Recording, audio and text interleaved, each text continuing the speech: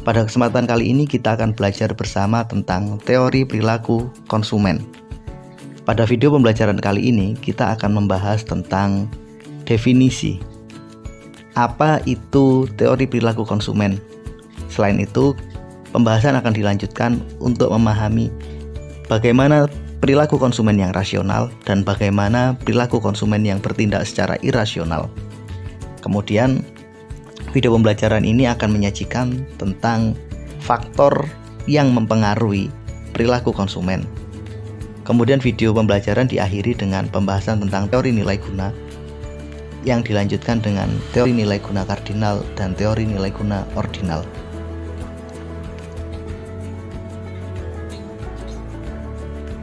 Ketika kita mendefinisikan apa itu teori perilaku konsumen, alangkah lebih baik ketika kita memahami kata yang membentuk dari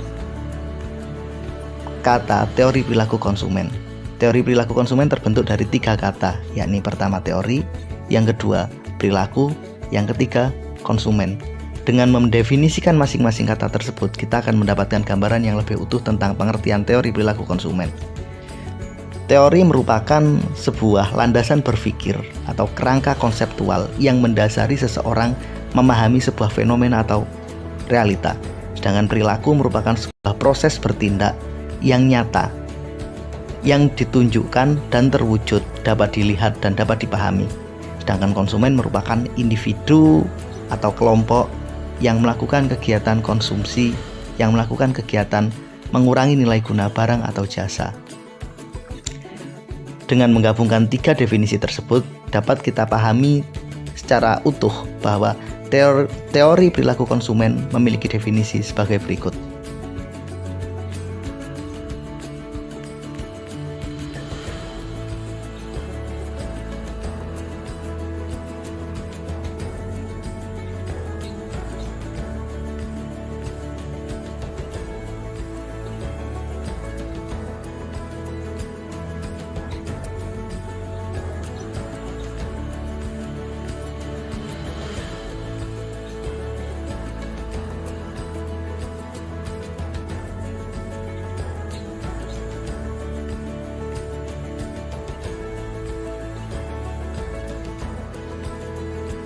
Upaya memahami perilaku konsumen dapat kita lakukan dengan menggunakan 3 sudut pandang analisis. Sudut pandang ini yakni pertama, kita memahami bagaimana perilaku konsumen sebelum konsumen melakukan pembelian. Yang kedua, memahami bagaimana perilaku konsumen ketika konsumen melakukan pembelian. Dan yang ketiga, apa yang dilakukan konsumen pasca melakukan pembelian. 3 sudut pandang inilah yang digunakan sebagai dasar analisis oleh para pakar ekonomi, sehingga para pakar ekonomi menyajikan berbagai teori perilaku konsumen yang berbeda antara pakar yang satu dengan pakar yang lain. Pemahaman terhadap perilaku konsumen sebelum melakukan pembelian sangat terkait dengan tahapan-tahapan yang dilakukan oleh konsumen sebelum konsumen membeli barang atau jasa. Salah satu tokoh yang sangat terkenal adalah Philip Kotler. Kotler mampu menyajikan dengan sangat sistematis tahapan-tahapan yang dilakukan oleh konsumen sebelum konsumen melakukan pembelian.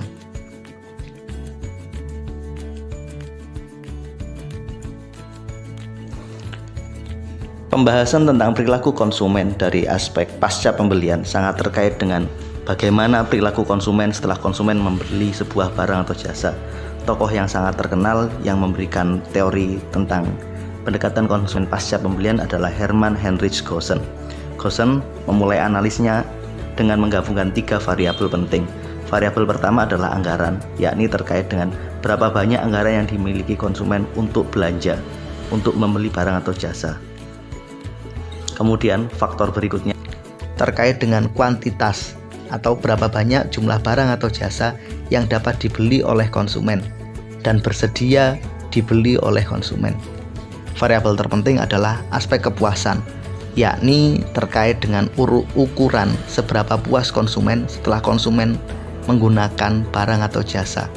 Ukuran ini dibandingkan dengan anggaran yang digunakan konsumen dan jumlah yang dikonsumsi oleh konsumen. 3 variabel inilah yang menjadi landasan analisis Goosen, sehingga Goosen mampu menghasilkan sebuah hukum yang sangat terkenal, yakni hukum Goosen, dan kemudian dijadikan sebagai analisis teori nilai guna, yakni nilai guna ordinal dan kardinal.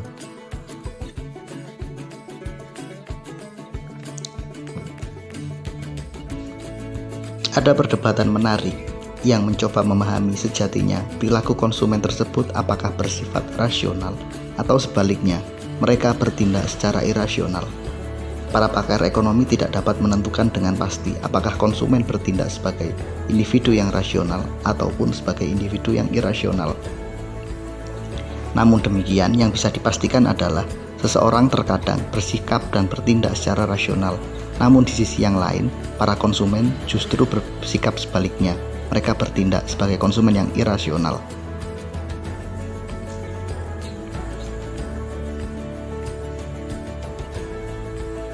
Para konsumen yang rasional memiliki ciri utama.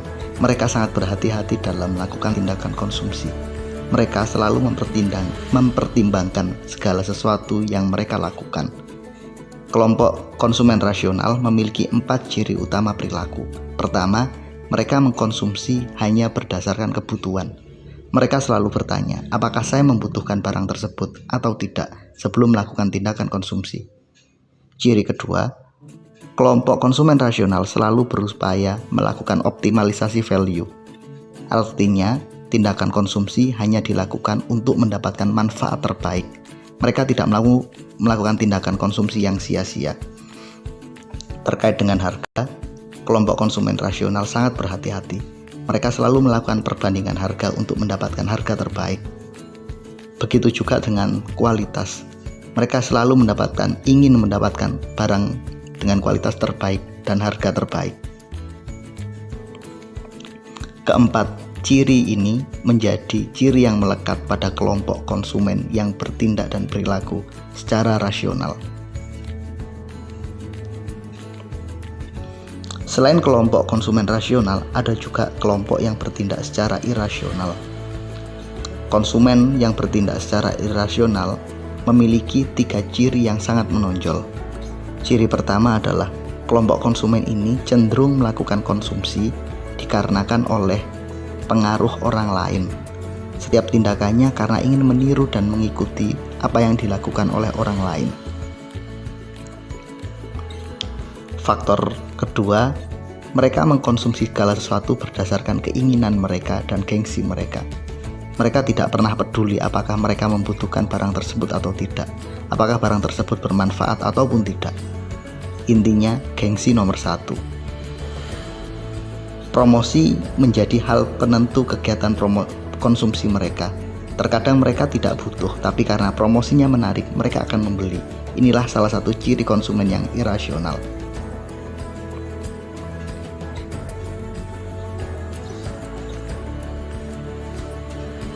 Pertanyaan pentingnya, faktor apa saja sih yang membuat para konsumen tersebut bertindak dan berperilaku? Ada 4 faktor penting. Yang pertama, faktor sosial, yakni terkait dengan keberadaan lingkungan sosial orang-orang terdekat yang berada di lingkungan konsumen. Mereka inilah yang mempengaruhi perilaku konsumsi seseorang. Yang kedua, faktor kultural. Adat istiadat, budaya yang ada di sekitar mereka punya pengaruh besar terhadap perilaku konsumsi seseorang. Faktor ketiga yakni faktor personal, terkait dengan aspek internal yang ada pada diri seseorang, misalnya terkait dengan jenis kelamin, usia, tingkat pendidikan, pekerjaan, dan lain sebagainya. Faktor keempat, psikografis, yakni terkait dengan aspek psikologi seseorang, suka tidak suka, selera, dan pola hidup yang lainnya.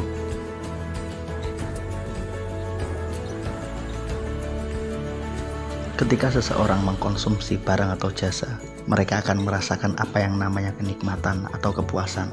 Tingkat kepuasan inilah yang menandakan nilai guna sebuah barang. Nilai guna sebuah barang menunjukkan tingkat kepuasan yang diperoleh seseorang setelah mengkonsumsi barang atau jasa. Nilai guna barang atau jasa dipersepsikan berbeda antara satu orang dengan orang yang lain. Misalkan, ada 2 orang yang sama-sama makan bakso. Satu orang adalah penikmat bakso, sedangkan satu orang lebih suka soto. Karena mereka memiliki beda selera, maka mereka memiliki persepsi yang berbeda terhadap nilai gunanya. Seorang penikmat bakso akan memberikan nilai semangkok bakso dengan nilai 100, sedangkan bagi mereka yang suka soto, mereka akan memberikan nilai lebih rendah ketika selesai memakan sebuah bakso, yakni 50. Di sini jelas bahwa nilai guna barang atau jasa dipersepsikan berbeda pada setiap orang.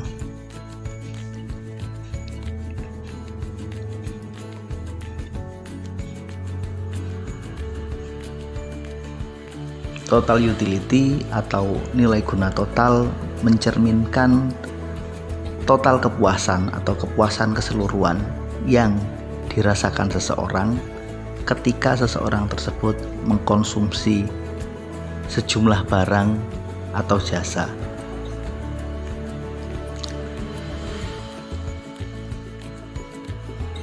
Konsep total utility mencerminkan akumulasi jumlah keseluruhan rasa nikmat yang diperoleh seseorang ketika mengkonsumsi barang atau jasa.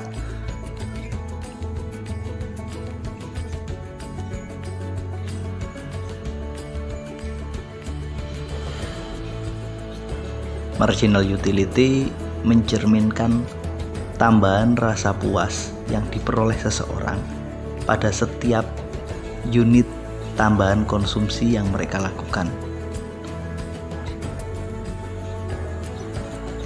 Di sini jelas bahwa ada tambahan kepuasan yang dirasakan seseorang pada saat ia menambah jumlah konsumsinya. Oke, untuk memperjelas, saya memberikan sebuah contoh. Contoh Ahmad mendapatkan traktiran 5 mangkok bakso. Setelah makan semangkok bakso, Ahmad ditanya berapa nilai kepuasannya. Ahmad pun memberikan skor tertentu, yakni 80.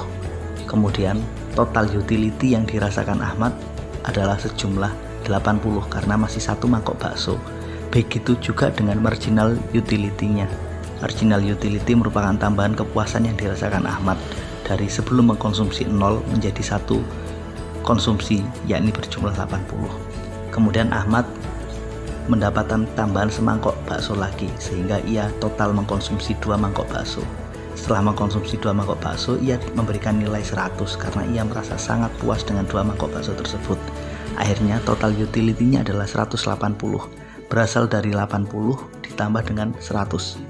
Kemudian marginal utility mencerminkan tambahan rasa nikmat ketika dia mengkonsumsi semangkok bakso, yakni 100, berasal dari 180 dikurangi 80. Total utility 2 mangkok bakso dikurangi total utility semangkok bakso. Kemudian Ahmad pun melanjutkan ke semangkok bakso lagi. Total sekarang Ahmad mengkonsumsi 3 mangkok bakso.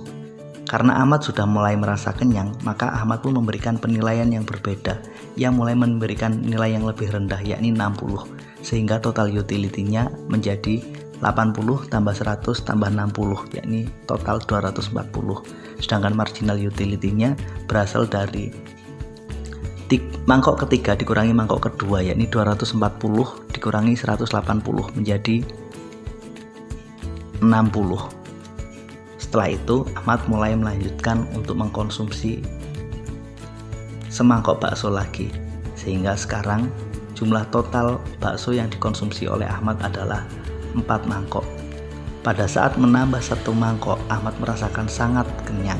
Ia hampir tidak mampu menghabiskan semangkok bakso tersebut, sehingga ia memberikan nilai utility-nya 10, artinya sangat rendah. Total utility-nya menjadi 250, berasal dari 240 ditambah dengan 10. Sementara marginal utility atau tambahan kepuasannya juga sangat rendah, yakni dari 60 turun menjadi 10, berasal dari 250 dikurangi 240.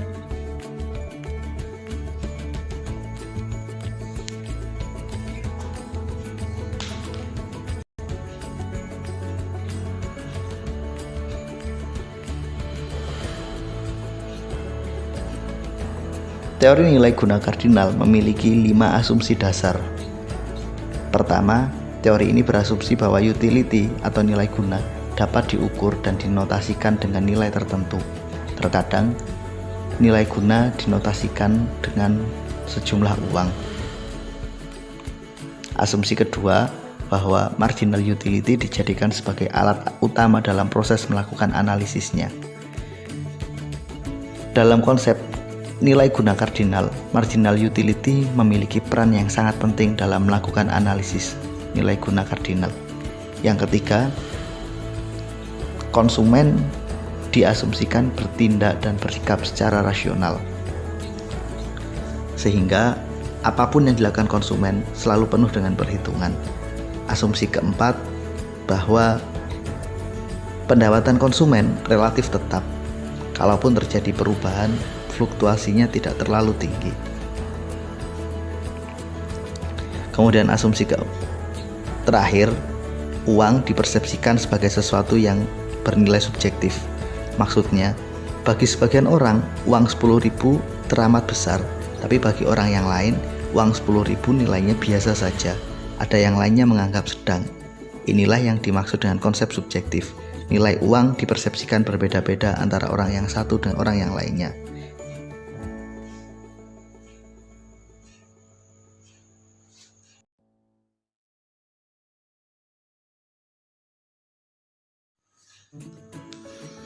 Hukum Gaussian 1 berbunyi bahwa jika seseorang melakukan konsumsi barang atau jasa secara terus-menerus dalam jangka waktu yang panjang, maka tambahan rasa puas atau tambahan kenikmatan yang dirasakan seseorang tersebut semakin lama semakin turun, sampai pada akhirnya mendapatkan kebosanan. Misalkan Anda disuruh makan bakso 5 mangkok. Pada saat makan pertama rasanya senang, makan mangkok kedua rasanya senang, setelah habis 3 mangkok mulai kenyang, dan akhirnya tidak mampu lagi menghabiskan 5 mangkok tersebut. Kita kembali ke contoh ini. Ini adalah contoh yang dilakukan oleh Ahmad tadi. Ahmad diminta menghabiskan 5 mangkok bakso, tapi dia hanya mampu menghabiskan 4 mangkok bakso. Pada saat menghabiskan 1 mangkok bakso, ia memiliki nilai 80, mempersepsikan nilainya 80, sehingga marginal utility-nya juga 80. 2 mangkok bakso, marginal utility-nya masih naik dari 80 menjadi 100. Pada saat menghabiskan 3 mangkok bakso, ia mulai kekenyangan, akhirnya marginal utility-nya mulai turun, dan 4 mangkok bakso, ia sudah benar-benar kekenyangan. Di sini nampak jelas bahwa Ahmad tidak mampu lagi mendapatkan kenikmatan ketika dia mengkonsumsi bakso sebanyak 4 mangkok.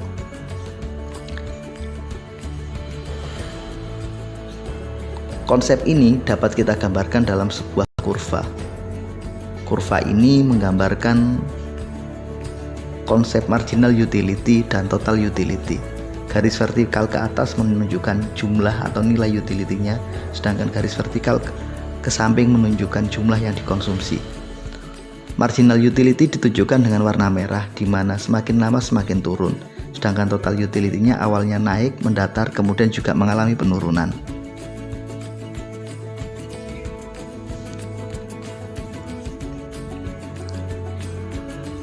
Hukum Gaussian kedua lebih membahas tentang pola perilaku konsumen yang mengkonsumsi berbagai aneka barang atau jasa. Mereka tidak hanya mengkonsumsi satu barang, tapi dalam satu waktu mereka mengkonsumsi lebih dari satu barang. Namun demikian, mereka harus memikirkan kombinasi terbaik karena mereka memiliki keterbatasan anggaran untuk membeli atau mengkonsumsinya.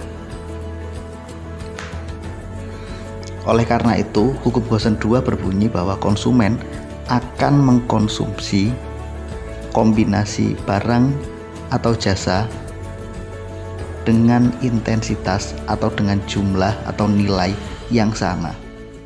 Karena mereka memiliki keterbatasan uang, maka mereka harus mencari nilai yang sama. Contoh, misalkan seorang perempuan yang lapar, ia memiliki sejumlah uang, kemudian ia ingin memutuskan untuk membeli semangkok soto, kemudian segelas es jeruk, dan pisang.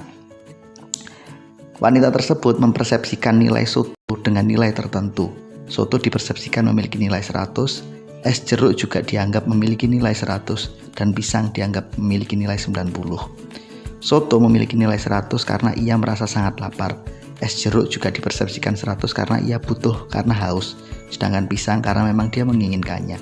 Di sini nampak jelas bahwa masing-masing nilai barang yang dikombinasikan memiliki nilai yang hampir sama, yakni 100, 100, dan 90.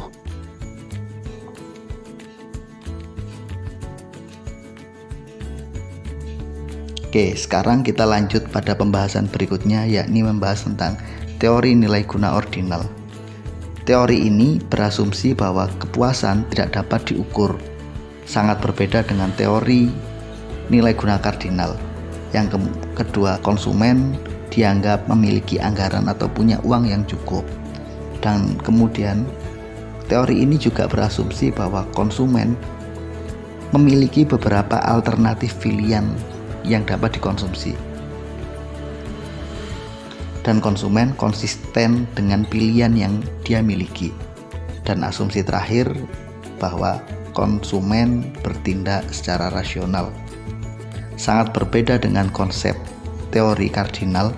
Teori ini tidak menggunakan ukuran-ukuran subjektif dalam menilai kepuasan seseorang.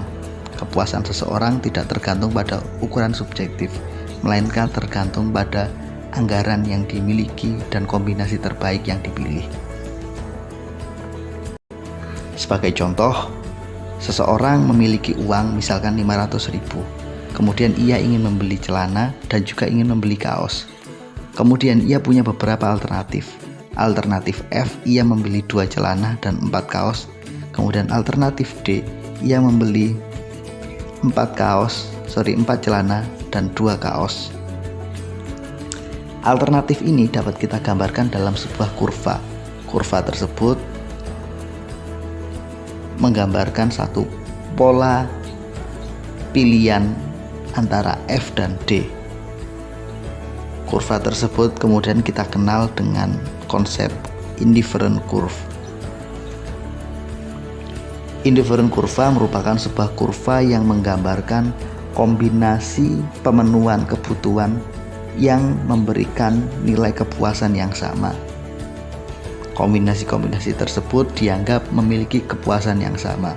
Ini adalah gambar dari indifferent curve tersebut. Ada garis ke atas vertikal adalah celana, sedangkan yang horizontal adalah kaos. Ada alternatif D yang memiliki 4 celana dengan 2 kaos. Sedangkan di sisi yang lain ada alternatif lain, yakni alternatif F. Alternatif F memiliki 2 celana dan 4 kaos. Pertanyaannya, di mana titik kepuasan konsumen? Kepuasan maksimal konsumen diperoleh jika alternatif yang dipilih dengan anggaran yang dimiliki sama. Ini sebuah gambar, ada garis anggaran yang Rp 500.000 tadi, di mana ada 3 indifferent curve, yakni ALT1, ALT, dan ALT2. ALT2 berada di bawah nilai anggaran, yakni lebih kecil dari 500.000, sedangkan ALT1 nilainya lebih tinggi dari 500.000, jadi konsumen tidak bisa membelinya. Maka yang paling objektif adalah ia memilih kombinasi pada ALT yang sama dengan nilai anggaran, yakni ALT saja. Di sini kita memperoleh sebuah gambaran bahwa kepuasan tertinggi konsumen dirasakan ketika pilihannya sama dengan anggaran atau uang yang dia miliki.